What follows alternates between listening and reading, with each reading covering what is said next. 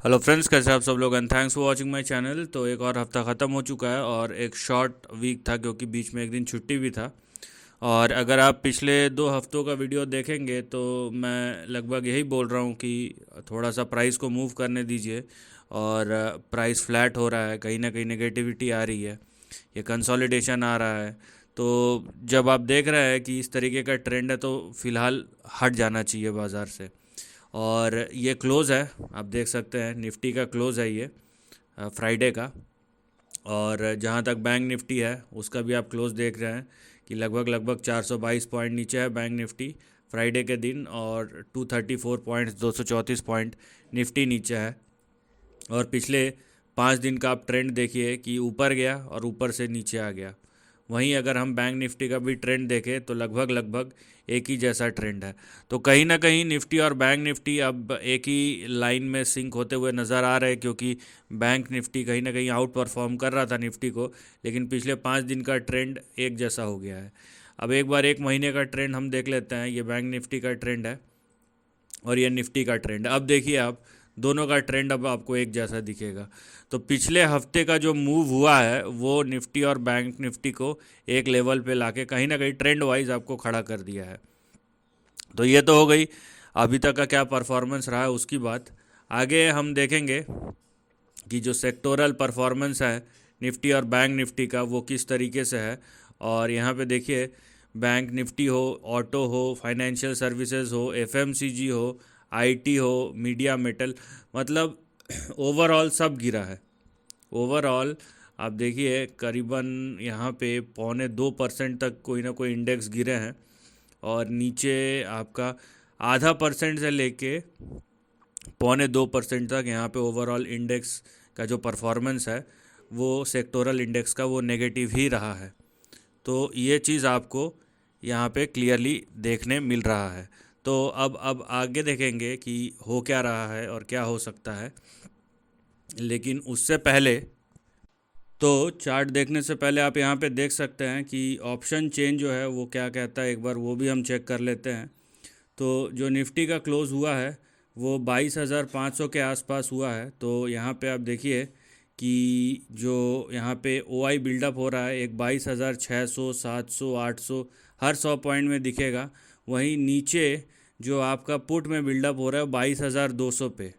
तो इसका मतलब क्या है कि 300 पॉइंट का यहाँ पे ऑप्शन ओपन हो जाता है। गैप जो है आपका 22,600 ऊपर और 22,200 नीचे, तो कहीं ना कहीं यहाँ पे ये जो गैप है वो क्रिएट हो जाता है 22,200 से लेके 22,600 के बीच में। और क्योंकि ये अपर एंड ऑफ द रेंज की तरफ है निफ्टी, तो 300 पॉइंट का यहाँ पे डाउन साइड बैंक निफ्टी में आपका ऑप्शन चेन में यहाँ पे दिखाई देता है। ये डेटा अपडेट होगा। वहीं बैंक निफ्टी की जहाँ तक बात करें तो 48,500 पे के आसपास क्लोज़ हुआ है। तो बैंक निफ्टी आप देख सकते हैं कि बैंक निफ्टी में 48,800, फिर 49,000, 39,000, 49,000।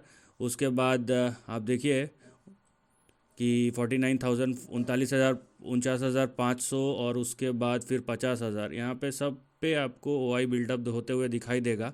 और नीचे आप देखिए कि 48,500 और 48,000। तो यहाँ पे आपको ऊपर के तरफ कहीं ना कहीं आपको देखिए हर 100 पॉइंट पे आपको ओ आई बिल्डअप दिखाई दे रहा है।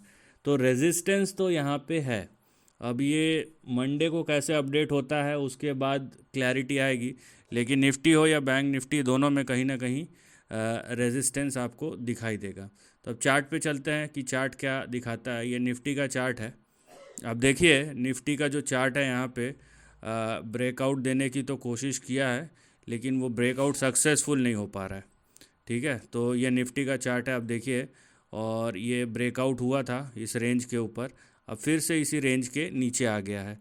तो ये जो आपको दिखाई दे रहा है रेंज, तो यहाँ पे अब देखिए ये रेंज है ओवरऑल।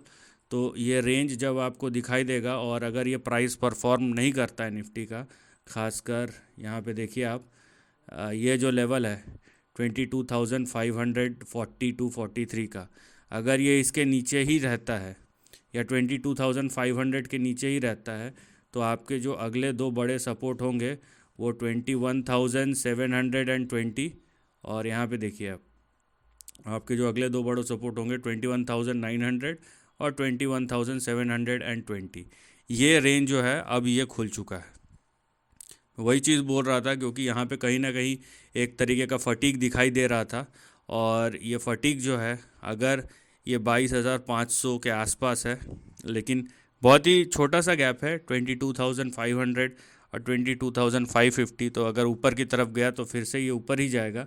लेकिन अगर ये 22,500 के आसपास रहा और इवेंचुअली उस लेवल के नीचे चले गया, तो जाहिर सी बात है यहाँ पे आपका डाउन साइड खुल जाएगा। देखिए, मैं एक रेंज में करेक्शन की बात कर रहा हूँ, अगर हो भी रहा है तो, और ये 3% का रेंज है, ठीक है।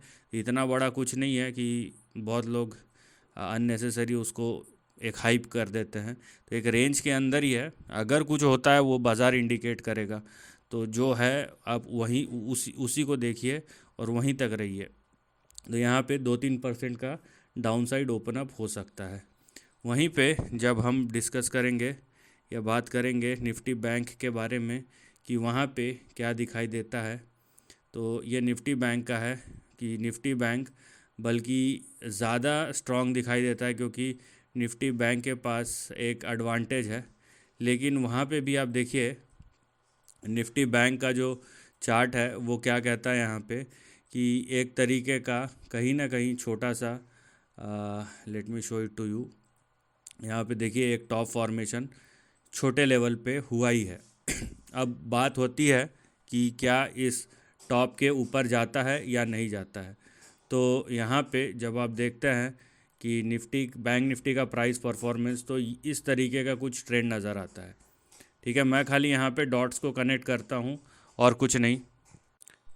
तो डॉट्स को अगर कनेक्ट करेंगे तो इस तरीके का कुछ यहाँ पे ट्रेंड दिखाई देगा। तो अब देखिए कि कैसा प्राइस मूव हो रहा है, और यहाँ पे जहाँ पे हो सकता है कि थोड़ा सा और ऊपर जाए, लेकिन कहीं ना कहीं क्योंकि निफ्टी गिरना शुरू हो गया है और ओवरऑल जहाँ पे इंडेक्स का जो परफॉर्मेंस है वो भी नेगेटिव है, तो आपको यहाँ पे देखने मिलेगा कि कहीं ना कहीं नेगेटिविटी जो है आपको यहाँ पे भी देखने मिलेगा।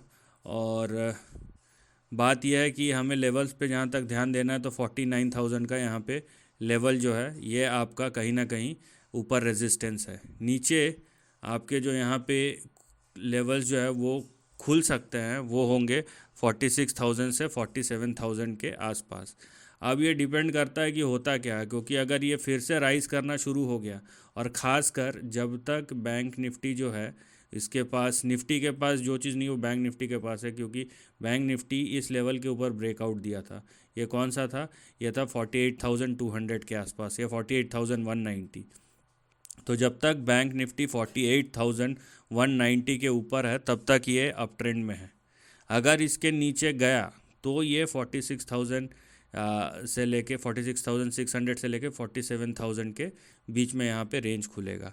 तो जहाँ पे निफ्टी जो है यहाँ पे एकदम अपने, आप बोलिए कि जो आपका सपोर्ट था वो उसके आसपास है, वहीं बैंक निफ्टी के पास क्योंकि ब्रेकआउट के बाद यहाँ पे 48,200 190 200 के बाद एक मोमेंटम आया था 49,005 के आसपास का। तो अब ये जो लेवल है ये कहीं ना कहीं रिट्रेस हो रहा है। तो बैंक निफ्टी जो है थोड़ा सा और यहाँ पे करेक्शन का है, लेकिन वो उस करेक्शन के बाद भी ये ब्रेकआउट के ऊपर रहेगा, जो कि निफ्टी में नहीं रहेगा। तो दोनों के ट्रेंड में आप डिफरेंस समझिए, लेकिन जो अंडरलाइंग डेटा है वो वीक है, और इसके वजह से आप चाहे निफ्टी बोले या बैंक निफ्टी बोले, दोनों ही यहाँ पे नेगेटिव नज़र आ रहे हैं। और ये नेगेटिविटी अभी ओवरऑल मार्केट पे डिपेंड करता है कि किस तरीके से यहाँ पे फॉर्म तो हुआ है, लेकिन कैरी फॉरवर्ड होता है। अगर मार्केट में स्ट्रेंथ हुआ, अलग अलग सेक्टर में स्ट्रेंथ हुए, तो ये सपोर्ट पे आके रुक जाएगा 48,190 200 के आसपास, और निफ्टी भी जो है वो भी 22,500 के आसपास रुक जाएगा। लेकिन अगर ऐसा नहीं हुआ तो यहाँ पे मोमेंटम फिर एक्सेलरेट हो सकता है। तो फिर से बोलूँगा, वेट एंड वॉच सिचुएशन है ना, और जहाँ पे डेटा वीक हो तो साइड में हट जाना चाहिए, और अगर आप बहुत श्योर है तब आप कुछ कीजिए, श्योरिटी नहीं है तो साइड में हट जाइए। So this is the end of the video, thanks for watching.